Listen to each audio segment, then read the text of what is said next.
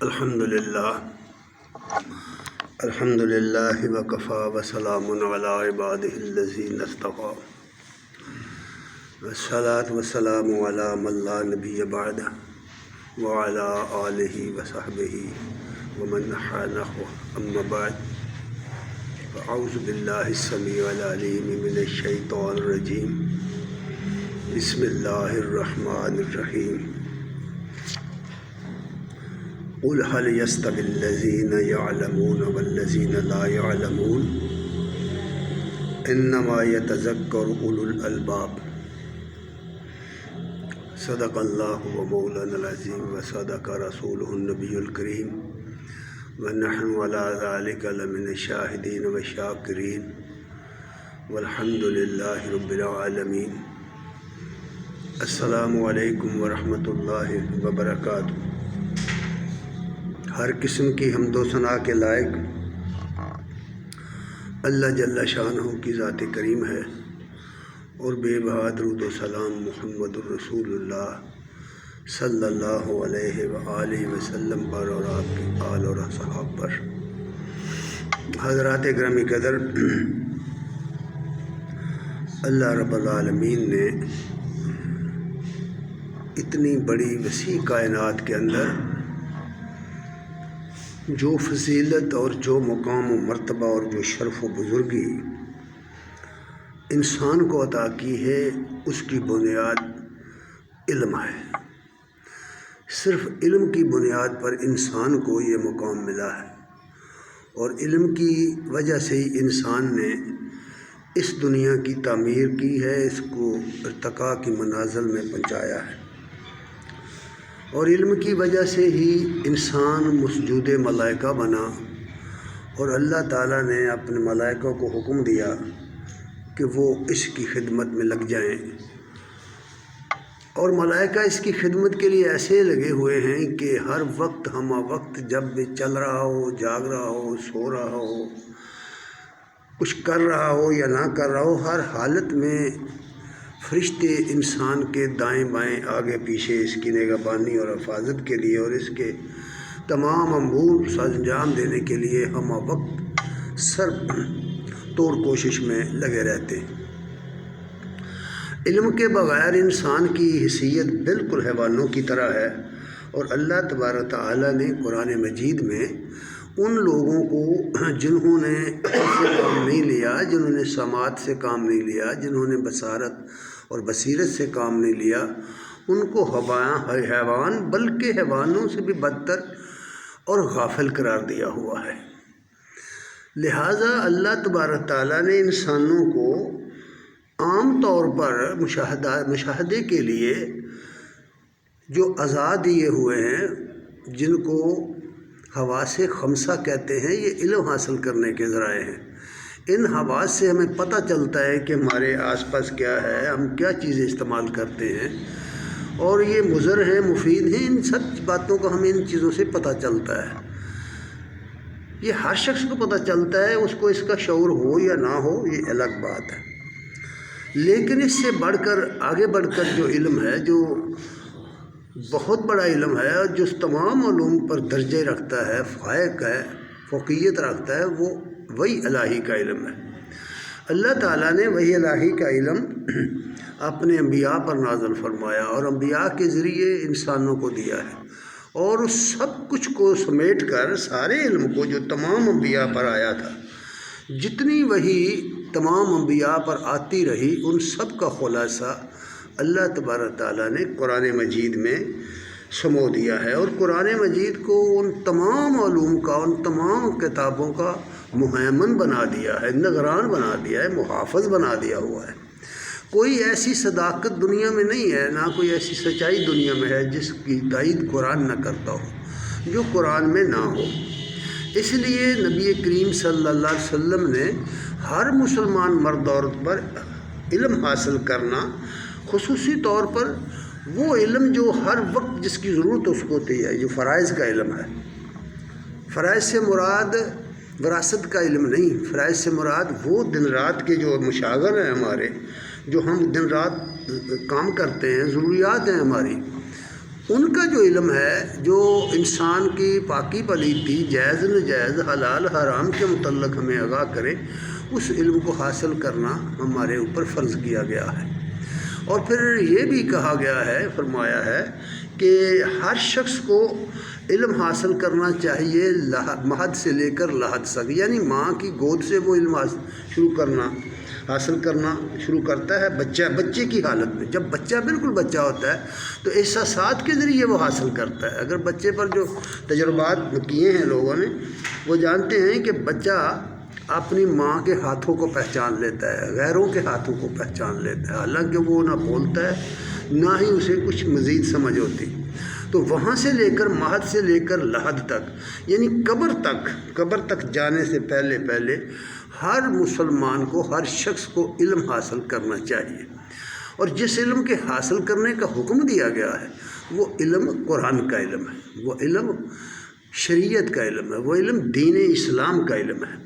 یہ نہ سمجھنا چاہیے کہ یہ علم ہم کالجوں میں نہیں گئے، ہم سکولوں میں نہیں گئے، ہم یونیورسٹی میں نہیں گئے، ہم مدارس میں نہیں گئے تو علم ہی نہیں حاصل ہوتا ہے، ایسی بات نہیں ہے۔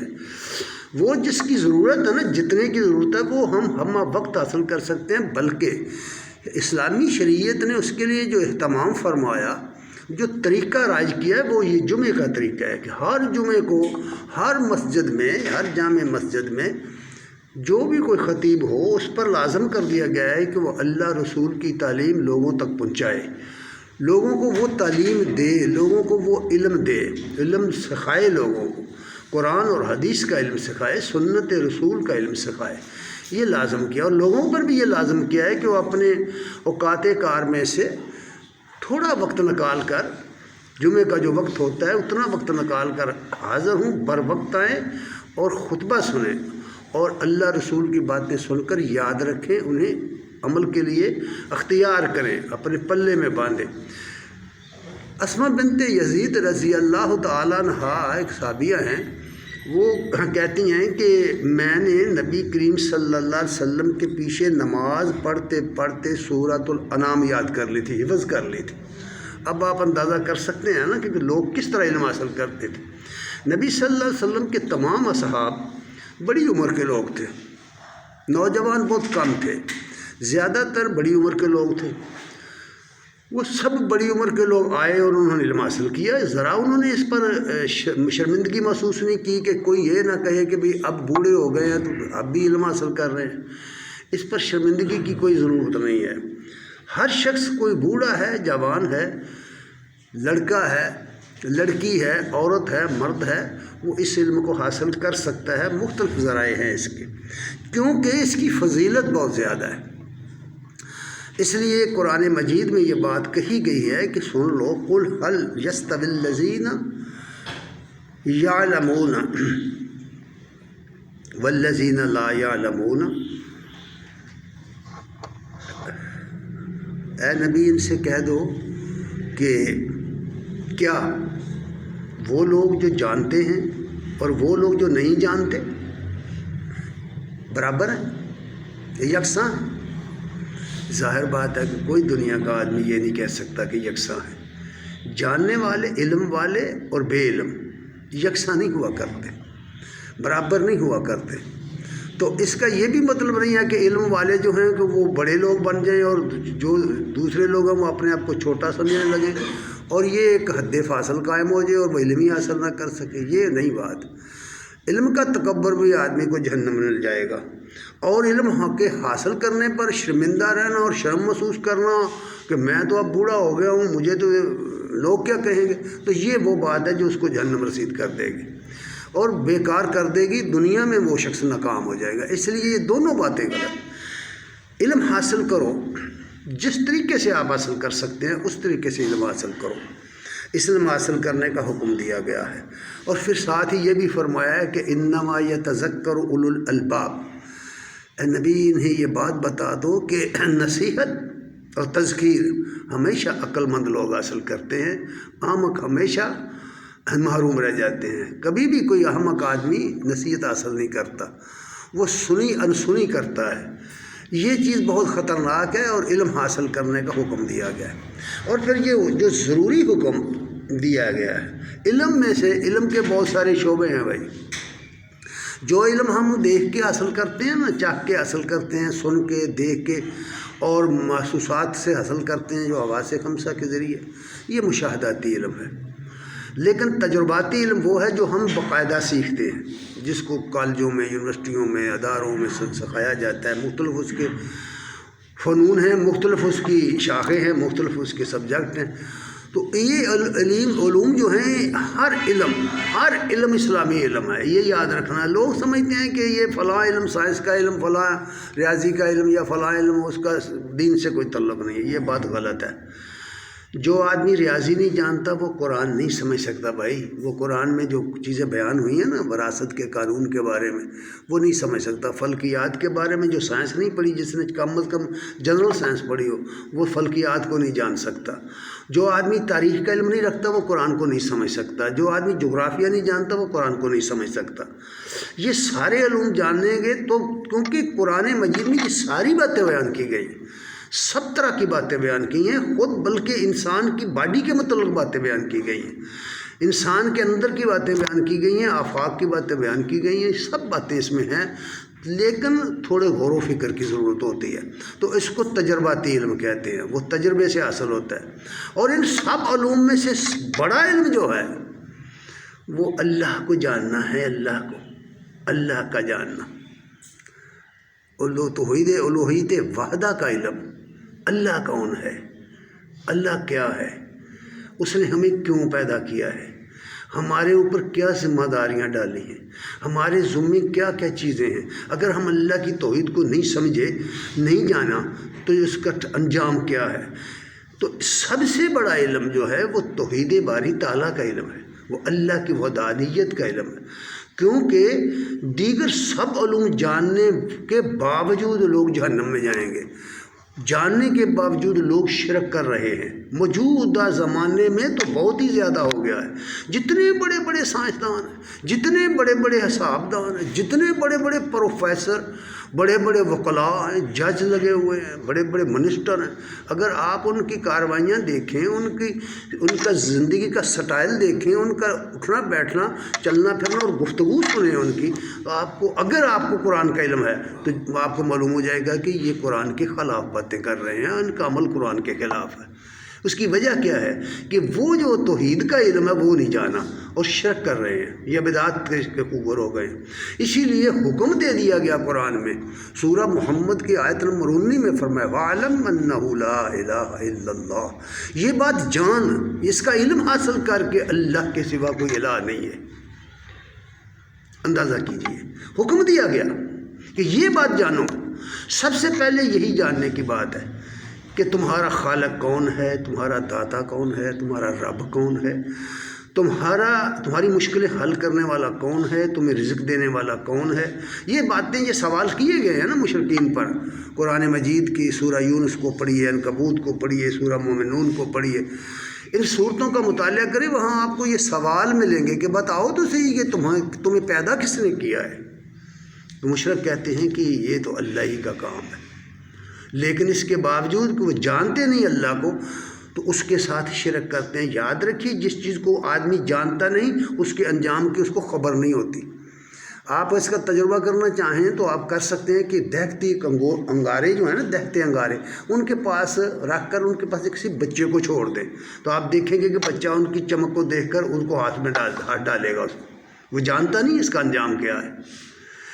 اسی طرح وہ لوگ جو توحید کو نہیں جان گئے، جنہوں نے توحید کا علم حاصل نہیں کیا، اللہ کی وحدانیت کو نہیں پہچانا، ان کا حال بھی یہی ہے کہ وہ سارے علم جب پڑھنے کے باوجود یہ نہ جان سکے کہ اللہ کیا ہے، وہ کون ہے، کہاں، اس کا مقام و مرتبہ کیا ہے، اس کا جلال اور اکرام کیا ہے۔ اس لیے یہ حکم دیا گیا ہے، علم کرو حاصل، علم، فَعْلَمْ أَنَّهُ، جان لو، علم حاصل کرو اس بات کا کہ اللہ کے سوا الہ کوئی نہیں ہے، مشکل کشا کوئی نہیں ہے، حاجت روا کوئی نہیں ہے، خالق، مالک، رازق، رب کوئی نہیں ہے۔ جتنی مخلوق ہے ان میں سب سے اعلیٰ آسمانی مخلوق میں فرشتے ہیں، اور عزیز مخلوق میں اللہ کے رسول ہیں. کوئی رسول نہیں جانتا رب نہیں ہے، کوئی رسول خدا نہیں ہے، کوئی رسول مشکل کشا نہیں ہے. انہیں مشکل کشا بنا کر نہیں بھیجا اللہ تعالیٰ نے، انہیں رہنما کر بنا کر بھیجا ہے. اور خدائی کے لیے خود اللہ موجود ہے، مشکل کشائی کے لیے خود اللہ موجود ہے. اس لیے یہ حکم دیا گیا ہے. اور پھر آگے چل کر ایک اور حدیث میں، ایک اور آیت میں، سورہ الصافات کی 35 نمبر آیت میں فرمایا انہم کانوا اذا قیل لہم، جب ان لوگوں سے کہا جاتا ہے، ذرا غور کر، کن لوگوں سے؟ وہی لوگ جو مشرکین تھے، بڑے بڑے عالم، اپنے آپ کو بڑے ابو الحکم کہنے والے، اپنے آپ کو بڑے دانا سمجھنے والے، بڑے دنیا کے ٹھاٹ باٹ رکھنے والے لوگ. جب ان سے کہا جاتا ہے کیا؟ لا الہ الا اللہ. جب ان سے کہا جاتا ہے لا الہ الا اللہ کے سوا کوئی الہ نہیں، یستکبرون، تو بڑے گھمنڈ میں آ جاتے ہیں، اللہ کے سوا کوئی نہیں. تو پھر یہ جو اس نے بنائے ہوئے، یہ کس مرض کی دعا ہے؟ وہ یہ کہتے ہیں کہ یہ جو ہے، یہ اس کے یہ بزرگ جو ہیں، پھر یہ کس لیے بنائے ہیں اس نے؟ تو شرک کا ایک طریقہ تھا جو انہوں نے اختیار کیا ہوا تھا. تو اس لیے حکم دیا گیا کہ اللہ کو جانو، اللہ کو پہچانو. اور پھر نبی کریم صلی اللہ علیہ وسلم نے جو باتیں ارشادات فرمائے ہوئے ہیں، جو باتیں ارشاد فرمائی ہیں حدیث کی کتابوں میں، یہ موضوع تو بہت طویل ہے، یہ کتابی موضوع ہے، خطبے کا موضوع دراصل نہیں ہے. لیکن چونکہ کچھ چیزیں ضروری ہوتی ہیں، اس لیے اس کو چھانٹ کر بیان کیا جاتا ہے. ابی ہریرہ رضی اللہ تعالیٰ عنہ بیان کرتے ہیں کہ رسول اللہ صلی اللہ علیہ وسلم کے پاس میں حاضر ہوا. قلت یا رسول اللہ، میں نے عرض کیا یا رسول اللہ، من اسعد الناس بشفاعتک یوم القیامہ.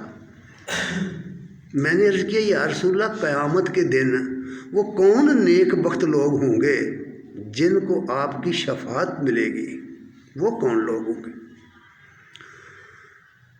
ویسے تو ہمارے ہاں شفاعت کا بڑا ڈھونڈا سا تصور بنا لیا گیا ہے. لوگ سمجھتے ہیں کہ جتنے چور چغار مشرک منافق بدعتی لوگ ہیں، ظلم کرنے والے، یہ سارے کے سارے اس لیے بخشے جائیں گے نبی کی شفاعت سے کہ نبی کے امتی ہیں. بھائی تمہیں کس نے کہا ہے کہ نبی صلی اللہ علیہ وسلم بدماشوں کی شفاعت کریں گے؟ کس نے کہا ہے تمہیں کہ مشرکوں کی شفاعت کریں گے؟ قرآن میں تو یہ ہے کہ قیامت کے دن اللہ کے رسول تو کہیں گے کہ یا اللہ یہ میری وہ قوم ہے جس نے قرآن کو چھوڑ دیا تھا. وہ تو خود مدعی بن جائیں گے ایسے لوگوں کے خلاف. تو اس لیے یہ سوال کیا گیا کہ وہ کون خوش قسمت لوگ ہیں جو آپ کی شفاعت کا فائدہ اٹھائیں گے. قال رسول اللہ صلی اللہ علیہ وسلم لقد ظننت یا ابا ہریرہ لا یسألنی عن ھذا الحدیث احد اول منک. نبی کریم صلی اللہ علیہ وسلم نے فرمایا ابو ہریرہ تجھ سے پہلے یہ سوال کسی نے نہیں کیا. تجھ سے پہلے یہ سوال مجھ سے کسی نے نہیں کیا. اور پھر فرمایا کہ میں دیکھتا ہوں کہ تو بڑا حریص ہے میری باتیں سننے کا. نبی صلی اللہ علیہ وسلم نے فرمایا میں دیکھتا ہوں کہ تجھے بڑی حرص ہے اس بات کی، بڑا لالچ ہے کہ تو نبی صلی اللہ علیہ وسلم کی باتیں سنے. ہمارا حال کچھ پتلا ہو گیا ہے ہم حریص نہیں ہیں، ہم نبی صلی اللہ علیہ وسلم کی باتیں سننے کے حریص نہیں ہیں. تجربے سے یہ بات میں کہہ رہا ہوں، بہت کم ہے ہمارا تناسب جو ہوگا ہے نا، جو اس کو نکالیں اگر بہت کم ہے. پورے معاشرے مسلمانوں کے معاشرے کا ریشو نکالیں تو پتہ لگے چلے گا آپ کو کہ 1% لوگ بھی ایسے نہیں ملیں گے آپ کو، بہت کم ریشو ہے. اور کامیاب وہی شخص ہوگا، علم تو وہ حاصل کرے گا جس کو یہ طلب لگی ہوئی ہو، وہ طلبگار ہو کہ مجھے اللہ اور اس کے رسول کا علم ملے، مجھے اللہ رسول کی باتوں کا علم ملے. اللہ کی باتیں قرآن میں ہیں، نبی کی باتیں حدیث میں ہیں. قرآن اور حدیث کے مطالعہ سے پتہ چلے گا کہ اللہ اور رسول کیا چاہتے ہیں، کیا کہتے. تو اس کا علم حاصل کرنے کے لیے کوئی مشکل نہیں ہے، صرف ذوق اور شوق کی ضرورت ہے، تھوڑا ٹائم نکالنے کی ضرورت ہے، وقت نکالنے کی ضرورت ہے. یہ جو دن رات بیلوں کی طرح جتے ہوئے ہیں نا لوگ کاروباروں میں اور ٹائم نہیں نکال رہے، یہ بہت اللہ نے قرآن میں کہا، قسم ہو رہا ہے والعصر ان الانسان لفی خسر، انسان خسارے میں. اللہ نے فرمایا زمانہ گواہ ہے زمانے کی قسم انسان خسارے میں ہے. الا الذین آمنوا وعملوا الصالحات وتواصوا بالحق وتواصوا بالصبر. مگر وہ لوگ بچیں گے خسارے سے جو ایمان لائے اور انہوں نے ایمان کے تقاضے پورے کرتے ہوئے اعمال کیے اور ایک دوسرے کو حق کی وصیت کی اور ایک دوسرے کو صبر کی وصیت کی. گویا یہ 4 پوائنٹ ان کی زندگی کا منہج ہیں، وہ اس میں نصب العین ہیں. وہ ہر وقت یہ 4 کام جو ہے نا ان کی نگاہوں میں رہتے ہیں، یہ خسارے سے بچنے کے لیے. اس کی پوری تفسیر ہے نا، 4 الفاظ کی تفسیر میں نے سورہ العصر میں لکھی ہوئی ہے. لیجئے کتاب، چھوٹی سی ہے، پڑھیے، علم حاصل کیجئے، پتہ چلے کہ یہ الا الذین آمنوا کون ہیں اور یہ عمل الصالحات کیا ہوتا ہے، وتواصوا بالحق کیا ہے، وتواصوا بالصبر کیا ہے. اگر ہم اس کو جانتے ہی نہیں، ہمیں اس کا علم ہی نہیں، تو ادائیگی کیسے کریں گے، وہ فریضہ ادا کیسے کریں گے. اس لیے یہ لازم ہوا. فرمایا ابو ہریرہ اسعد الناس بشفاعتی یوم القیامہ، قیامت کے دن میری شفاعت سے فائدہ اٹھانے والے وہ لوگ ہوں گے من قال لا الہ الا اللہ، جو یہ بات کہیں کہ اللہ کے سوا کوئی الہ نہیں ہے. جنہیں یہ علم حاصل ہو جائے، اللہ کی توحید کو جنہوں نے سمجھ لیا، جو توحید والے ہوں گے وہ میری شفاعت کا فائدہ اٹھائیں گے. پھر فرمایا خالصا من قلبہ او نفس ہی، یا تو آپ نے نفس کا لفظ استعمال کیا یا قلب کا، یعنی اپنے دل کی خالص نیت کے ساتھ، اپنے دل کے خلوص کے ساتھ لا الہ الا اللہ کہیں گے تو اس کا معنی یہ ہے کہ وہ جہالت سے نکل کر، کفر سے نکل کر، شرک سے نکل کر دائرہ توحید میں آئے، دائرہ اسلام میں آئے. اگر سمجھ کے پڑھا ہے، اگر پڑھا ہے، کلمہ بھی پڑھا ہے اور پوجا پاٹ بھی ہو رہی ہے غیر اللہ کی، کلمہ بھی پڑھا ہے اور غیر اللہ کی نظر و نیاز بھی ہو رہی ہے، کلمہ بھی پڑھا ہے اور غیر اللہ کی بات بھی مانی جا رہی ہے، کلمہ بھی پڑھا اور غیر اللہ کو سب کچھ سمجھا بھی جا رہا ہے، مشکل کشا سمجھا جا رہا ہے، تو ایسے کلمے کا کوئی فائدہ نہیں ہوگا وہاں. اس لیے یہ بات فرمائی. پھر ایک اور بات فرمائی، کچھ مزید اس کو نا تشریح کی نبی کریم صلی اللہ علیہ وسلم نے. عبادہ بن صامت رضی اللہ تعالیٰ عنہ بیان کرتے ہیں، نبی کریم صلی اللہ علیہ وسلم کا یہ قول بیان کیا کہ قال، نبی کریم صلی اللہ علیہ وسلم نے فرمایا من شاہدہ.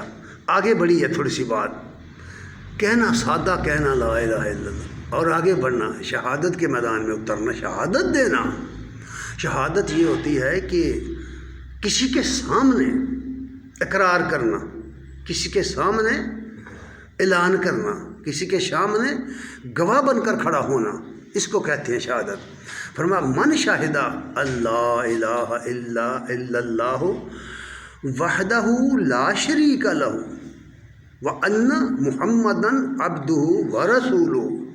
وہ اس بات کا گواہ بن کر کھڑا ہو، گواہی دے کہ اللہ کے سوا کوئی الہ نہیں، وہ وحدہ لا شریک ہے، اپنی صفات میں بھی لا شریک ہے، اپنی ذات میں بھی لا شریک ہے، اپنے حقوق میں بھی لا شریک ہے، اپنے اختیارات میں بھی لا شریک ہے. اس پر گفتگو کرنے کا یہ موقع نہیں ہے، ورنہ میں نے ویسے یہ چیزیں لکھی ہوئی ہیں بھی توحید باری تعالیٰ کتاب میں، کہ اختیارات میں شرک کا کیا مطلب ہے، حقوق میں شرک کا کیا مطلب ہے، ذات میں شرک کا کیا مطلب ہے. یہ باتیں کی ہیں، میں نے بیان کی ہیں. صفات میں شرک کا کیا مطلب ہے. تو اس کو سمجھیے، جانیے نا، علم حاصل کیجیے. یہ مشکل نہیں ہے، کسی یونیورسٹی میں نہیں جانا پڑے گا آپ کو، لیکن توجہ کی ضرورت ہے، ذوق شوق کی ضرورت ہے. تو فرمایا جو اس بات کی گواہی دے کہ اللہ کے سوا کوئی الہ نہیں، کوئی مشکل کشا نہیں، وحدہ لا شریک ہے، اور یہ گواہی دے کہ محمد صلی اللہ علیہ وآلہ وسلم اس کے بندے اور رسول ہیں. کیا کہا ہے بھلا؟ تو کلمے کے اندر 3 پوائنٹ آ گئے ہیں. اللہ کی الوہیت کا اقرار، محمد صلی اللہ علیہ وسلم کی عبدیت کا اقرار، بندہ ہونا ایمان کے ساتھ جوڑا ہے اس کو. جو شخص یہ کہے کہ نبی صلی اللہ علیہ وسلم عبدہ نہیں ہے، وہ بندہ منکر ہے اس کلمے کا، اسے سمجھ نہیں اس کلمے کی آئی. اور اللہ کے رسول ہیں. یہ 3 پوائنٹ ہیں جو بیان کیے گئے ہیں اس کلمے میں. فرمایا جو اس بات کی گواہی دے کہ اللہ وحدہ لا شریک ہے، اس کے سوا کوئی الہ نہیں، اور اس بات کی گواہی دے کہ محمد صلی اللہ علیہ وسلم اس کے بندے ہیں اور اس کے رسول ہیں، اور وَأَنَّ عیسیٰ عبد اللہ و رسول، اور عیسیٰ علیہ السلام اللہ کے رسول اور اللہ کے بندے ہیں. کیونکہ جب بندہ انہیں نہیں مانا گیا تو خداوند کہا گیا. آپ اٹھا کے اناجیل اربع پڑھیں یا پولس رسول کے خطوط پڑھیں تو پتہ چلے گا کہ عیسائی طبقہ اللہ کو اللہ مانتا ہے، بھائی الہ بھی مانتا ہے، لیکن عیسیٰ علیہ السلام کو خداوند یسوع کہتے ہیں. خداوند یسوع کیوں کہا ہے؟ کہ انہوں نے بندے سے اٹھا کر خدا مانا، بندے سے اٹھا کر مشکل کشا مانا. اللہ تعالیٰ نے قرآن میں کہا کہ جو لوگ کہتے ہیں کہ یسوع خداوند ہے وہ کافر ہے. آپ غور کریں، اگر ایک گروہ ایک نبی کو اللہ کا کے بندے کو اللہ کے رسول کو خدا کہے، مشکل کشا کہے تو وہ کافر ہو جائے، تو دوسرا گروہ اگر محمد صلی اللہ علیہ وسلم کو اللہ کے نور سے نکلا ہوا نور کہے تو وہ پھر بھی مومن کا مومن ہے. عجیب و غریب سوچ ہے. اس کا مطلب یہ ہے کہ ایسے شخص کے پاس عقل نام کی کوئی چیز نہیں ہے. اس لیے یہ خبردار کیا گیا کہ اس بات کی گواہی دے کہ عیسیٰ علیہ السلام اللہ کے بندے اور اس کے رسول ہیں. وہ کلمات اور اللہ کا کلمہ ہے، اللہ کا کلمہ. آسانی کے ساتھ یہ سمجھ لیجئے کہ اللہ کے کلمے سے مراد یہ ہے کہ اللہ تعالیٰ نے ان کے تخلیق کے موقع پر حکم دیا، کن فرمایا، کن کا حکم دیا کہ اپنے ماں کے رحم میں پیدا ہو جا. کن پیدا ہو گئے. کیا اللہ پیدا نہیں کر سکتا؟ عیسیٰ کا وجود بہت چھوٹا ہے، چھوٹا سا ایک سیل سے وہ ابتدا ہوئی اس کی ماں کے رحم سے، لیکن یہ کائنات کتنی بڑی ہے، کتنی بڑی. سورہ یاسین کی ایک آیت صرف آخری پڑھ لیں. فرمایا جب اللہ ارادہ کرتا ہے نا کسی کام کا تو بس اسے کہہ دیتا ہو جا تو وہ ہو جاتی. اس نے یہ کتنی بڑی کائنات اور اس کا مادہ کلمہ کن سے پیدا کیا. اس طرح فرمایا وہ کلمہ ہے، اس کا کلمہ ہے، اس کا فرمان ہے، اس کا حکم ہے جو اس نے صادر فرمایا تھا. القاہا الی مریم، جو اس نے مریم کو حکم دیا تھا، مریم کے رحم کو حکم دیا تھا. وروح منہ، اپنے حکم سے پیدا کیا اس کے رحم کے اندر عیسیٰ علیہ السلام کو. تو وہ اللہ کا بندہ اور اس کا رسول ہے، خدا نہیں ہے. یہ بات سمجھائی ہے. اور پھر فرمایا نبی کریم صلی اللہ علیہ وسلم نے کہ اس بات کا گواہی دے مانے والجنت حق، حق جنت موجود ہے. اچھا قرآن میں ہے، سورہ آل عمران میں یہ بات فرمائی گئی ہے اعدت للمتقین، جنت تیار کر کے رکھی گئی ہے پرہیزگاروں کے لیے. اعدت للمتقین، اس لیے فرمایا کہ والجنت حق، مانو کہ جنت حق ہے، اس کا وجود حق ہے. والنار حق، جہنم حق ہے. اور قرآن میں کہا گیا اعدت للکافرین، کافروں کے لیے، منکرین حق کے لیے وہ تیار کر کے وہ جہنم کی آگ رکھی گئی. واتقوا اللہ، فرمایا واتقوا النار التی وقودها الناس والحجارہ اعدت للکافرین، تیار کر کے رکھی گئی. اور پھر فرمایا جس نے یہ کہا، ذرا غور کرو، اس کا مطلب یہ نہیں ہے کہ جس نے اپنے دل کی تصدیق سے، دل کے یقین سے یہ کلمہ پڑھا اور ان باتوں کو اس نے مانا اور اس کی شہادت دی، اس کے بعد یہ نہ سمجھو کہ باقی اعمال کرنے کی ضرورت نہیں ہے. اس طرح کی کوئی بات نہیں، یاد رکھنا. کیوں؟ اس لیے کہ الا الذین آمنوا کے اندر وہ 5 باتیں رکھ دی گئی: ایمان باللہ، ایمان بالملائکہ، ایمان بالرسل، ایمان بالکتب اور ایمان بالیوم آخر. یہ 5 عنوان وہ ہیں، 5 نکات جن پر ایمان لازم ہے. جگہ جگہ قرآن میں یہ بات کہی گئی ہے. اور جو اس کا انکار کرے، وَمَن يَكْفُرْ بِاللَّهِ وَمَلَائِكَتِهِ وَكُتُبِهِ وَرُسُلِهِ وَالْيَوْمِ الْآخِرِ فقد ضل ضلالا بعیدا، وہ گمراہی میں دور نکل گیا جس نے ان باتوں کا انکار کیا۔ تو ان کو بھی ساتھ ماننا ہوگا، یہ بات سمجھ لیجئے۔ حدیث نے صرف اشارہ کیا ہے، اس کا یہ مطلب نہیں کہ پوری باتیں بیان کر دیں۔ ماننا اور اس کے بعد عمل کرنا۔ قرآن میں، حدیث میں یہ بات طے کر دی گئی، عامل الصالحات میں یہ بات بیان کر دی گئی ہے کہ توحید و رسالت پر ایمان لانا یہ بیس ہے، یہ بنیاد ہے دین اسلام کی عمارت کی۔ اور اس کے بعد اقامت صلاۃ ہے، ایتاء زکوٰۃ ہے، روزہ ہے، اور عمر بھر میں ایک دفعہ حج کرنا ہے صاحب استطاعت کے لیے۔ تو 5 ارکان وہ ہیں، 5 ایمانیات، 5 ارکان اسلام۔ جو شخص ان کو پورا کرے گا اس کے لیے کہا گیا کہ اگر ان کاموں کے کرنے میں اس سے کوتاہی ہوئی ہے، کمزوری ہوئی ہے نا، ہم نماز پڑھتے ہیں، دلیلیں آتی ہیں، خیال آتے ہیں، نماز کے حق ادا نہیں کر سکتے، زکوٰۃ دی ہے، کمی بیشی رہ گئی ہے، روزے رکھے ہیں، کمزوری رہ گئی ہے، حج کرنے گئے ہیں، مناسب ٹھیک طرح ادا نہیں ہوئے، وغیرہ وغیرہ کام تو کیے ہیں، لیکن ان کے اندر نہ وہ معیار قائم نہیں ہو سکا۔